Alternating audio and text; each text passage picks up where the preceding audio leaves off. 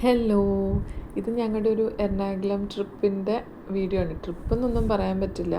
മാസിൽ ചേട്ടൻ ഒഫീഷ്യൽ കാര്യത്തിന് പോകുന്നതിൻ്റെ കൂടെ ഞങ്ങൾ മൂന്നുപേരോടും ചോദിക്കും, വരുന്നോ, കയറിയിരിക്കും. അങ്ങനെ ഞങ്ങളിതൊരു ട്രിപ്പാക്കും. അങ്ങനെയാണ് പലയിടത്തും പോവാറ്.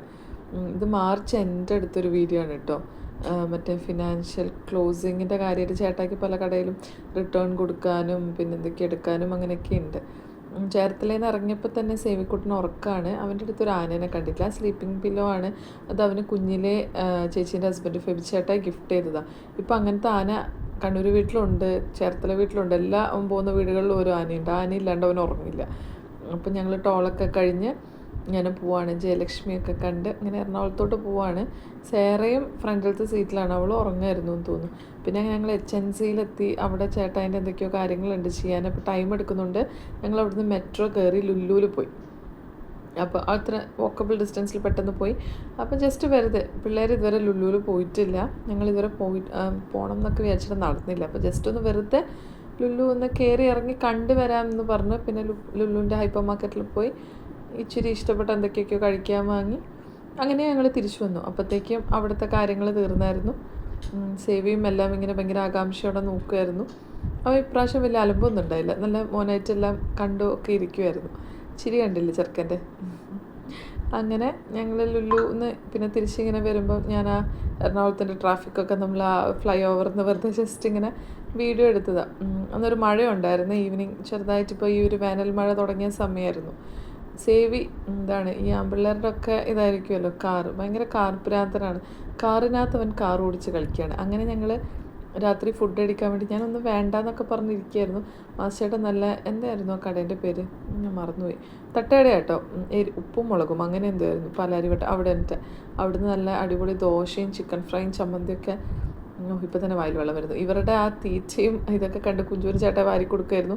അപ്പോൾ എനിക്ക് കൊതിയിട്ട് ഞാൻ പറഞ്ഞു, പിന്നെ എനിക്കും കൂടി 2 രൂപ വാരിത്താം. അപ്പോൾ എനിക്കും ഭയങ്കര ഇഷ്ടമായി. ലാസ്റ്റ് ഞങ്ങൾ പാർസലും വാങ്ങി അങ്ങനെ പോയി. അത് കഴിഞ്ഞിട്ട് ഞങ്ങൾ അവിടുന്ന് മാസേട്ടൻ നമുക്കൊന്ന് മെറൈൻ ഡ്രൈവ് വരെ പോവാം. അങ്ങനെ ഞങ്ങൾ മെറൈൻ ഡ്രൈവിൽ പോയി.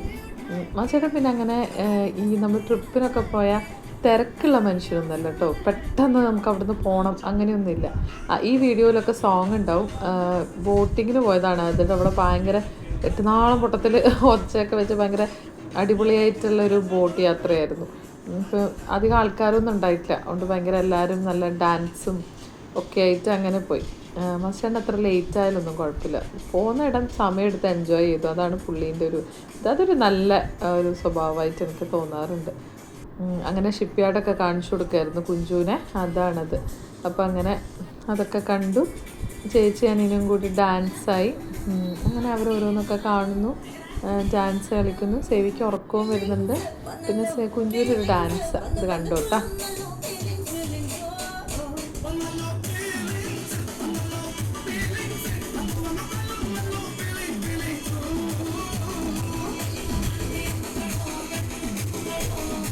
സേവിക്കുട്ടിനും അവനെക്കൊണ്ട് പറ്റുന്നില്ല. അവൻ ആ ഗ്യാപ്പിന് അതിൻ്റെ ഇടയിൽ കൂടെ എവിടെയെങ്കിലും പോകാമെന്നാണ് നോക്കുന്നത്. അതൊക്കെ കഴിഞ്ഞു. അങ്ങനെ അവരെല്ലാം കണ്ടുകൊണ്ടൊക്കെ ഇരുന്ന് ഉറങ്ങിയവനായിരുന്നു. ചേച്ചീൻ്റെ ഡാൻസിൻ്റെ സമയം ഇരുന്നിട്ട് പിന്നെ അപ്പനും മോളും കൂടി ഡാൻസായിരുന്നു. മാസ്റ്റേട്ടൻ എല്ലാത്തിനും കൂടും കുഞ്ഞുങ്ങളിലൂടെ. പുള്ളിക്ക് ആ ബിസിനസ്സിൻ്റെ തിരക്കൊന്നുമില്ലെങ്കിൽ പിന്നെ വൈബാണ്.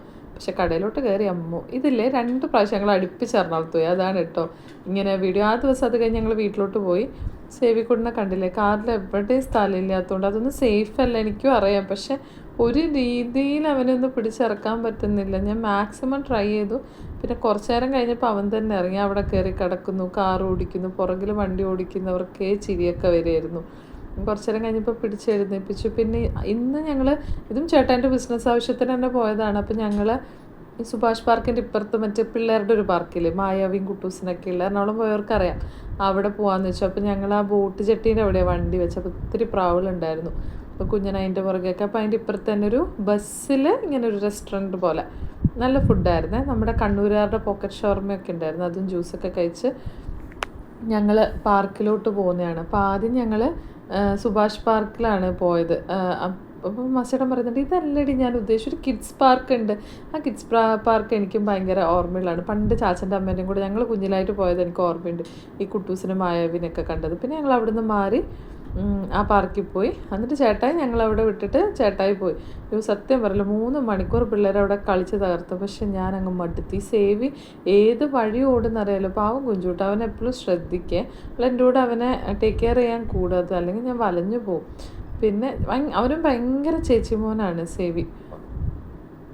അതിൻ്റെ കൂടെ ഇങ്ങനെ ഓരോന്ന് കളിക്കുക. അപ്പോൾ കുഞ്ചുവിന് സത്യം പറഞ്ഞാൽ ഓടി കളിക്കാൻ പറ്റില്ല, ഇവനെയും നോക്കണമല്ലോ, നമുക്ക് ഇതിൻ്റെ മേലെ കൂടി ഒന്നും കയറാൻ പറ്റില്ലല്ലോ. അങ്ങനെ അവർ രണ്ടും കൂടി ഭയങ്കര കളിയായിരുന്നു. ലാസ്റ്റ് സത്യം പറഞ്ഞാൽ തളർന്നു. കുഞ്ചു തന്നെ പറഞ്ഞു, വാ അമ്മേനെ വിളിക്കാം, നമുക്ക് പോകാം. ആ അവസ്ഥയിലെത്തി. അത്രയും നേരം കഴിഞ്ഞിട്ട് ചേട്ടായും വന്നത്. ഇവർ നന്നായിട്ട് കളിച്ചു. ഞാൻ കുഞ്ചു ഇങ്ങനെ സേവിനെയും നോക്കി പോവും. അവനെല്ലാം കുറച്ച് സ്പീഡായിട്ടും സ്റ്റെപ്പൊന്നും കയറണം എന്നില്ല. ഈ സീസോൻ്റെ എതിലെയൊക്കെയോ അവൻ കയറും. പിന്നെ ഒരു ബബിൾ വാങ്ങി ഞാൻ കുറച്ച് നേരം അടക്കി നിർത്താൻ.